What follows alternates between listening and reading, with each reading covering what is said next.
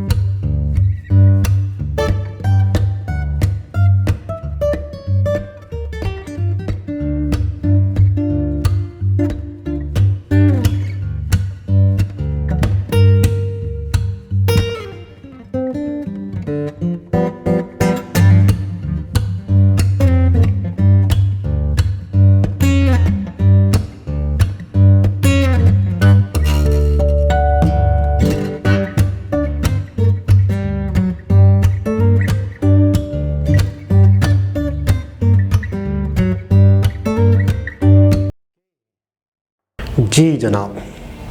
अच्छा, मुझे ऐसा लग रहा था कि मोदी जी कहीं ना कहीं जिक्र करेंगे खान सर का। हो सकता है किया भी हो, लेकिन क्लिप उनका आधा चला, फिर उसके बाद खान सर के हवाले से एक वीडियो चली। वैसे तो मुझे ऐसा लगता है खान सर जिक्र के मोहताज ही नहीं है, खुद इतने पॉपुलर हैं, बिल्कुल, फेमस हैं, शायद बिल्कुल। उनकी बातों से ही लग रहा था कि वो उनका ही जिक्र कर रहे हैं। बिल्कुल ऐसा ही है। काबिल टीचर्स की बहुत कमी होती है, अच्छे टीचर्स की जो वाकई ही इसलिए टीचिंग करे या इसलिए लोगों को सिखाए कि इसके मुल्क को तरक्की हो, इसके जो अच्छा अक्सर खान सर की हमने वीडियोस देखी तो उसमें कहीं ना कहीं वो जिक्र करते हैं कि मेरा मकसद है गरीब तक तालीम जाए जो फ़ीस नहीं अदा कर सकता।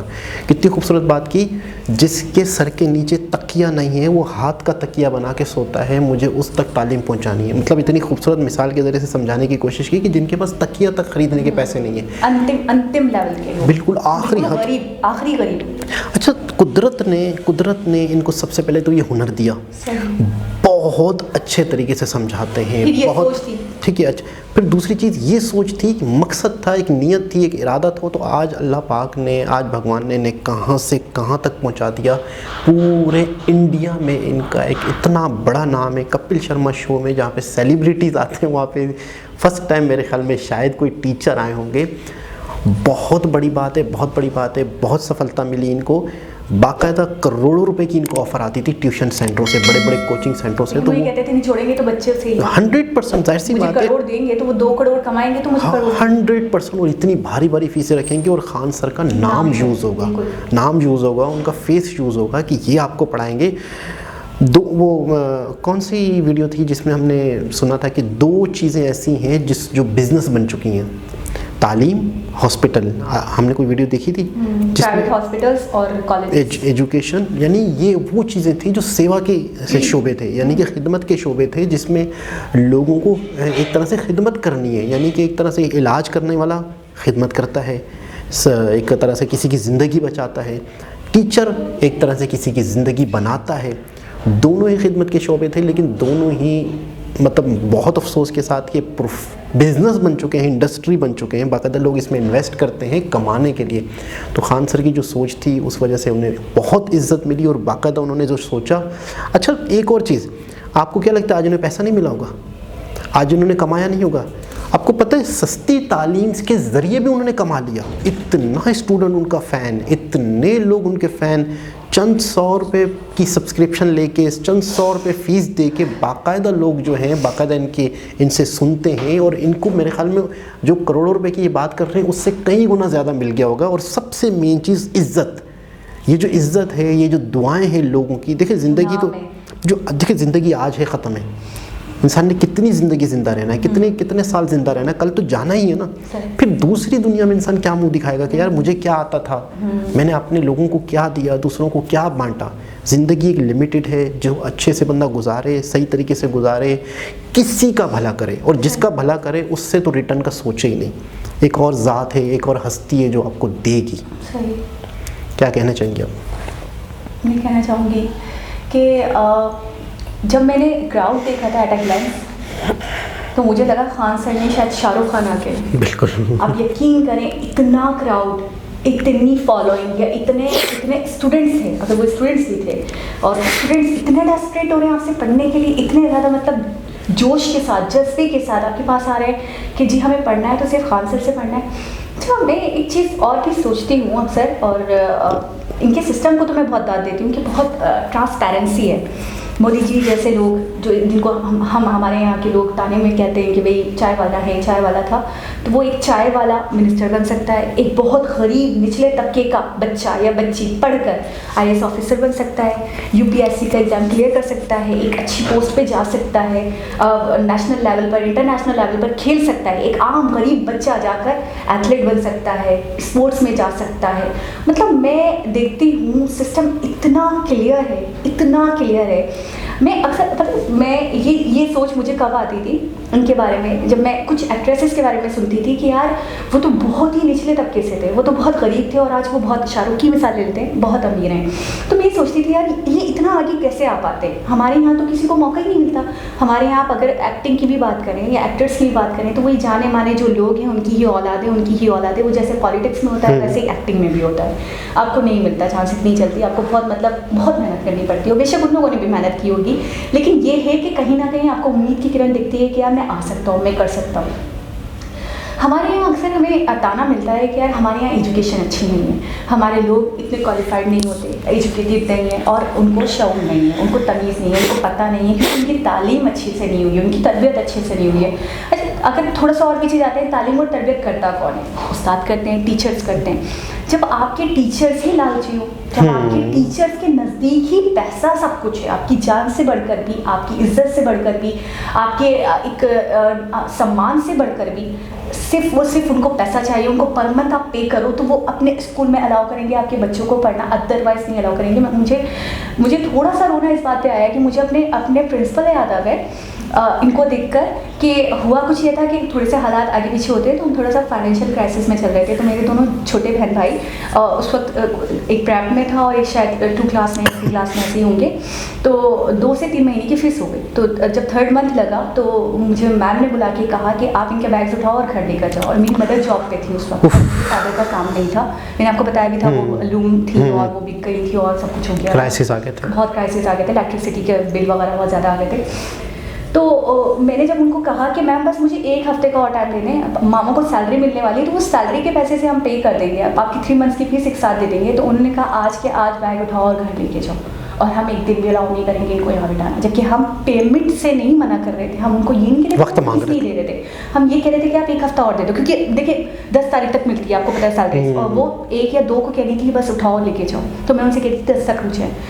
अब भी यकीन करें, खान सर को देखकर, उनके स्टूडेंट्स को देखकर, उनके लिए इतनी मोहब्बत और प्यार को देखकर, उनके सिस्टम को देखकर मुझे यकीन करें वो वाला एक फ्लैशबैक हुआ और मुझे वो वाला स्टोरी याद आ गया कि जब मेरी इंसल्ट हुई थी और मुझे वाकई अपने छोटे बहन भाइयों को लेकर आना पड़ा। तो आपको पता है नए सिरे से उन्होंने एडमिशन फ़ीस ली थी हमसे, उस वक्त उन्होंने नाम स्टक ऑफ कर दिया, लेकिन एडमिशन फ़ीस ली, एग्जामिनेशन फ़ीस ली, उनको दोबारा बिठाया, उसके बाद सारा काम वगैरह जो जमा हो गया था वो करवाना पड़ा। मतलब इतनी ज़्यादा मुश्किल हो गया था हमारे लिए कि एक बार को हम सोच रहे थे कि यार इनको जाइल ही रख लेते, इनको बिठाई देते, क्योंकि हम इतने पैसे 7-8 हज़ार रुपये के फटके में आ गए थे उस दौर में। बिल्कुल ऐसा ही है।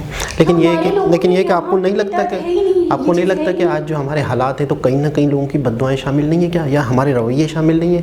मतलब हम अपने देखिए, हम अक्सर अपने ऊपर अभी मुसीबत देख रहे हैं, अब हम अपने हालात देख रहे हैं, पूरे मुल्क के अमीर भी परेशान है तो गरीब भी परेशान है, सभी रोना पीटना चल रहा है। तो क्या आपको नहीं लगता कि हमारा रवैया, हमारे ये जो हालात है हमारी ही अपनी हरकतों की वजह से हमने किस तरीके से अपने दूसरे, अगर कोई डॉक्टर है तो उसने मरीज़ के साथ क्या हरकत की कि आप अपने पेशेंट को उठा के ले जाओ, एक बस के अंदर आप यकीन करें बाकायदा ख़वातीन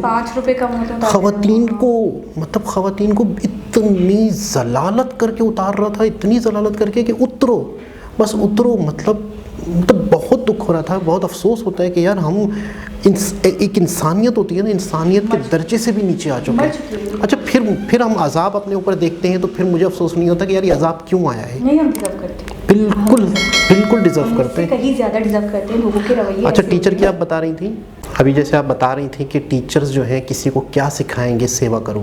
एक टीचर आपसे ही पैसे ले रहे हैं, फ़र्ज़ करते हैं, और पैसे के बगैर बिठा नहीं रहा, तो क्या वो क्लास में ये एजुकेशन देगा कि आपने बगैर पैसों के लोगों की सेवा करनी है, बगैर पैसों के भी बिज़नेस करना है, बगैर पैसों के भी लोगों को इल्म देना है? कभी भी नहीं सिखा सकोगे जो आप खुद नहीं कर रहे हो। आपको पता है एल टी शंकर को जब देखती हूँ तो बहुत अच्छा लगता है कि यार वो लफ्ज़ों का चुनाव इतने बेहतरीन तरीके से करते हैं। आपको पता है अक्सर ऐसा होता था कि हमारी क्लास में, क्योंकि मैं तो थोड़ा सा ब्राइट थी स्टूडेंट, तो मैं अक्सर जैसे सेंटेंसेस होते हैं ना इंग्लिश के सेंटेंसेस वगैरह, तो वो बनाने को मिला करते थे हमारी इंग्लिश टीचर की तरफ से। मुझे आज भी उनकी बात याद है। तो जो लोग कंप्लीट कर लेते थे अपना असाइनमेंट, उनको कुछ नहीं बोलती थी, लेकिन उसमें भी कुछ ना कुछ मीनाकारियाँ करती रहती थी।